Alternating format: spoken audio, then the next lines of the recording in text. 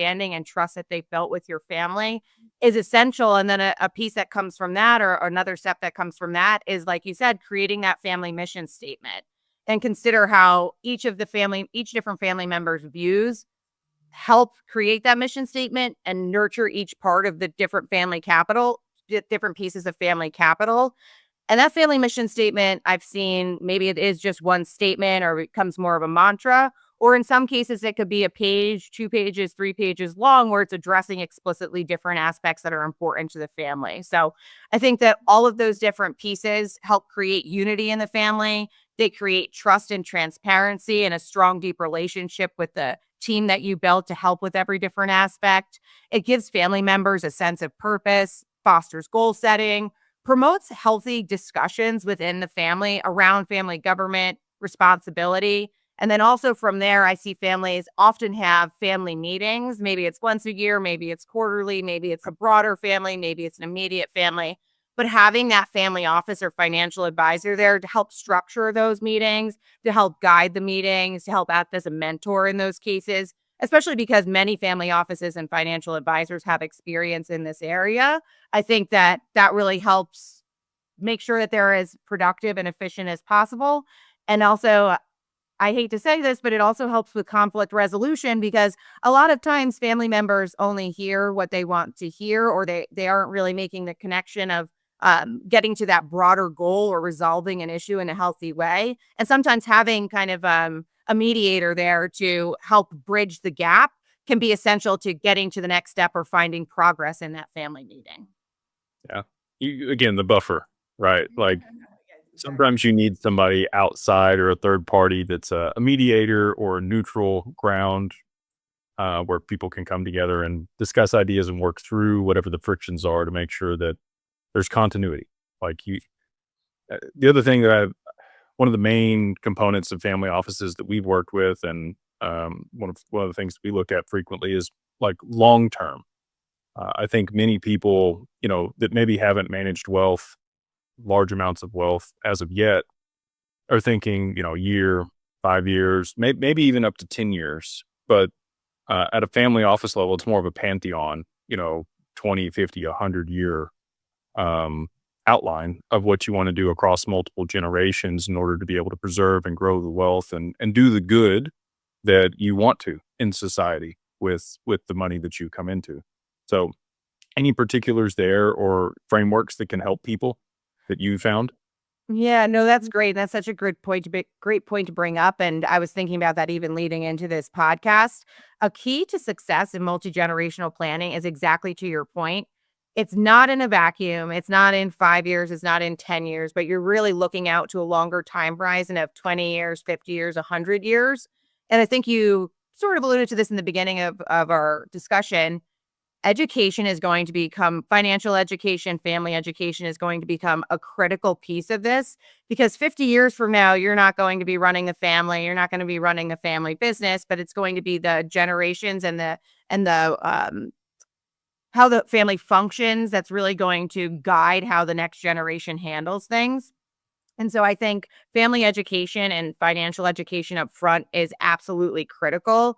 I've seen families handle this different ways in the past, but financial education for younger generations, the earlier you can start that, assuming the family's comfortable with it, the better. I've been part of family meetings where we have what we call junior councils, and that could be, ranging from ages 4 to 15, starting with building blocks of financial education like wants versus needs. What is an asset class? What is asset allocation? What is a trust? How does a trust work? What's the responsibility of a beneficiary? And I can go on and on and on about what those different topics might be. But I think starting early, educating the next generation, and then involving them in family conversations once they're the appropriate age is essential to ensuring the long-term success of a family as a whole on the human side of things, but also in terms of fiscal responsibility with the assets that are inherited and how they're used. I love that.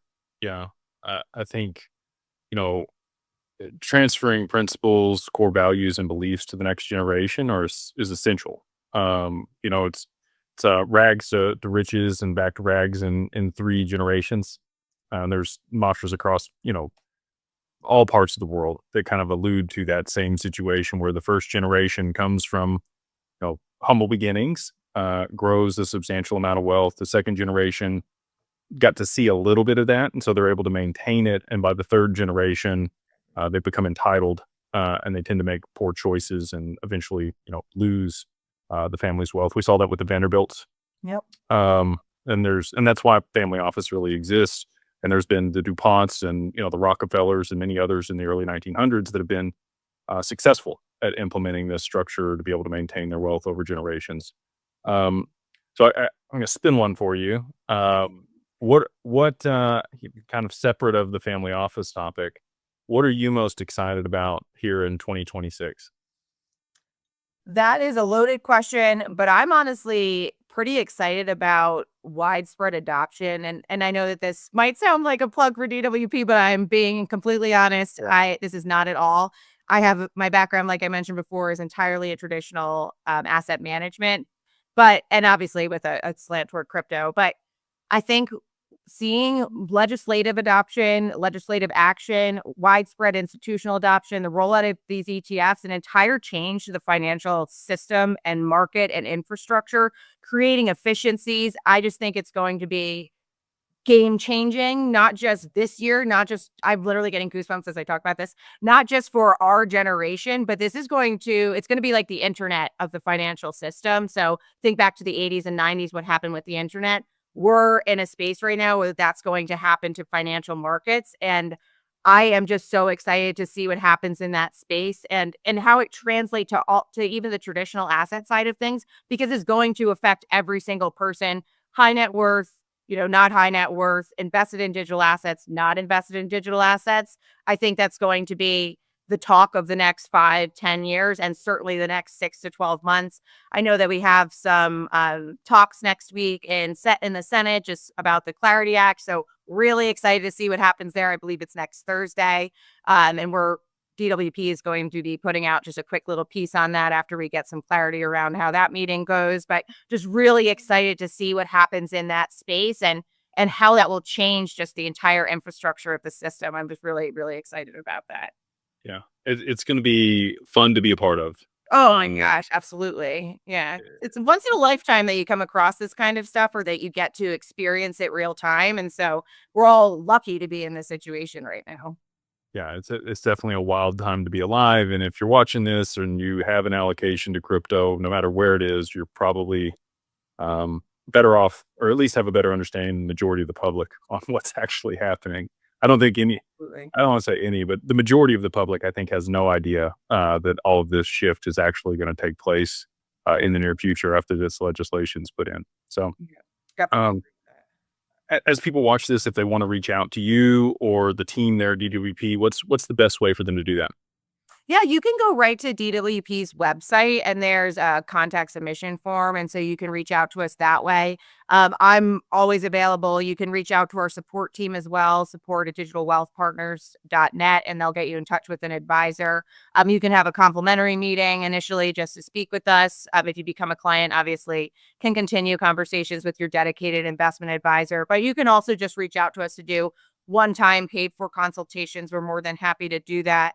On our website, we're adding links to different blogs that we put out, different confirmed channels that are only DWP or DAG or DFO channels. They're never go to. I'm an unauthorized channel, of course, but definitely can go to our website, reach out to us, get in touch with an advisor, and we're always happy to help, whether that's going to be as a DWP client or as just an initial consultation. We're more than happy to do that. Well, thank you again for your time. And those links will be in the show notes below. Hope you enjoyed this. Please like, subscribe, and we'll see you guys on the next one.